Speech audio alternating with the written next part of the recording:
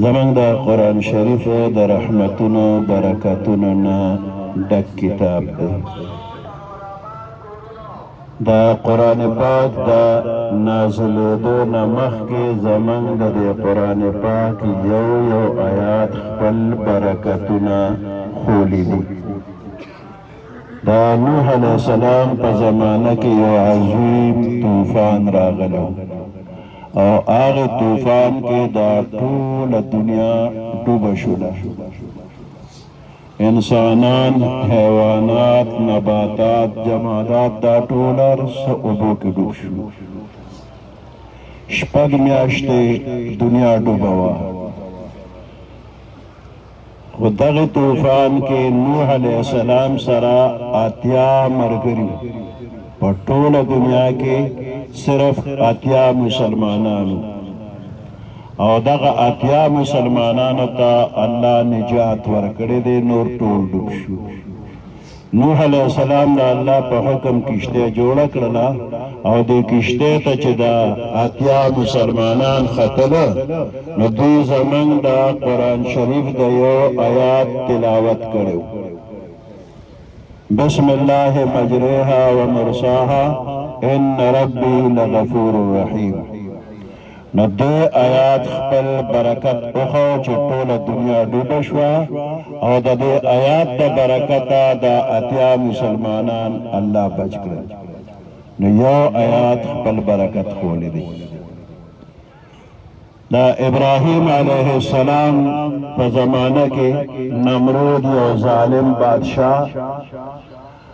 او هغه ابراهیم علیه السلام دپاره اور بل کړو. شپږ میاشتې خشاک جمع کړ او یو لوی میدان د خشاک نه ډک شو، په هغې بیا اور ولګېده او دومره تیز اور، دومره اوچتې لمبې چې په هوا الوتونکې مارغه پې د پاسه الوتې نه شو، او به اور راپرېوته او به سوځېده. دغه تیز اور کې ابراهیم علیه السلام واچو. د دې اور نه ابراهیم علیه السلام په څه باندې بچ شو؟ دقه ځای کې زمونږ د قرآن شریف د یو آیات تلاوت شوی دی. قلنا یا نار کونی بردا وسلاما علی ابراهیم. نو دې آیات خپل برکت وخو، ابراهیم علیه السلام ته الله نجات ورکړ. یونس علیہ السلام په عراق کې موصل ښار دی، موصل ښار کې نینوا یو مقام دی او په هغې کې څه د پاسه 1 لاک خلک وو. یونس علیه السلام الله ورولېږه، وعظ او نصیحت یې ډېر وکړ، خلکو ایمان نه راوړه. آخر کې دمکی ورکړه چې ایمان نه راوړی نو 3 ورځې کې به عذاب راشي، هلاک بشي.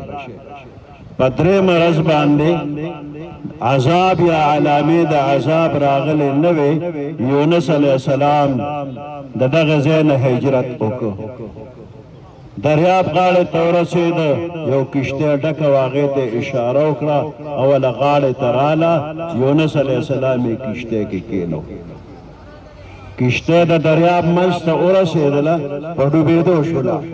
نو د کشتۍ مالک وی چې زما د دې کشتۍ دا طریقه ده چې د مولا د اجازت نه بغیر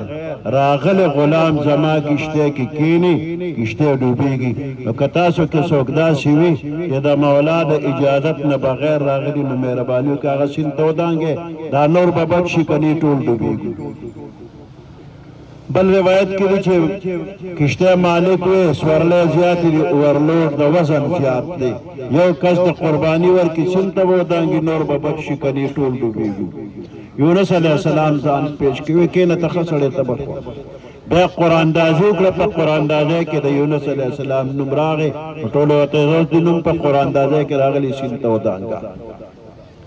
چې سیند ته دنګل نو دغه وخت کې د بحر محیط نه یو غټ کب ته الله حکم وکړ د کشتۍ خوا ته ورسېږه. نو چې څنګه یونس علیه السلام سیند ته ورټوپ کړو نو یې کب ورته خوله وازه نیولې، روغ یې تېر کړ د کب ګیډې ته ورسېده او کب اوبو کې ډوب شو د کب د ګیډې تیاره د دریاب تیاره په دې مختلف تیارو کې پټ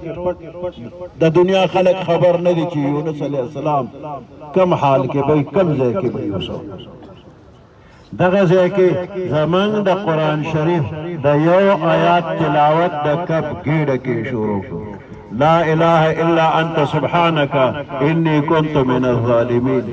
الله فرمایي که دا ذکر یې نو کړی د قیامت د ورځې پورې ما د کب د ګیډې نه نه راسته د کب ګیډه به د ده قبر جوړ شو خو چې دا ذکر یې شروع کړ الله حکم وکړ د کب د دریاب غاړې ته لاړ شه په ځمکه یونس علیه السلام واچوه کب راغی غاړې ته او یونس علیه السلام یې په ځمکه واچوه اوس بدن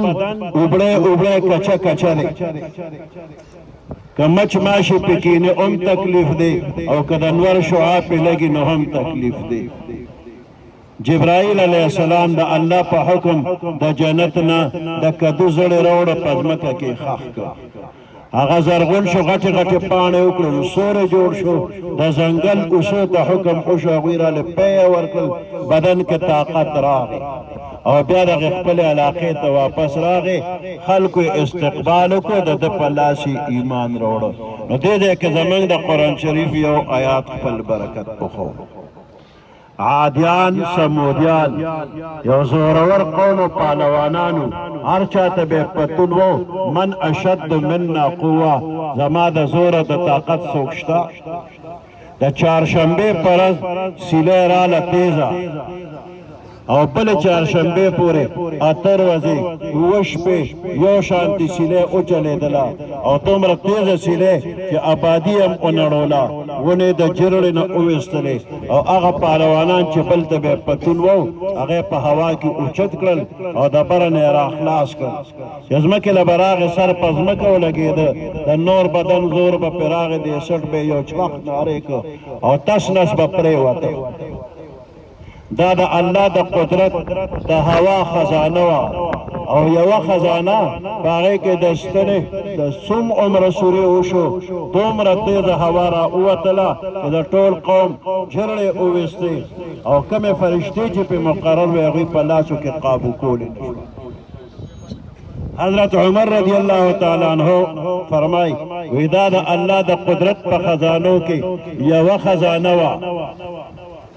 د هغې نه د ستنې څومره سورې وشو دونه هوا را ووتله که د الله د قدرت ټولې خزانې د هوا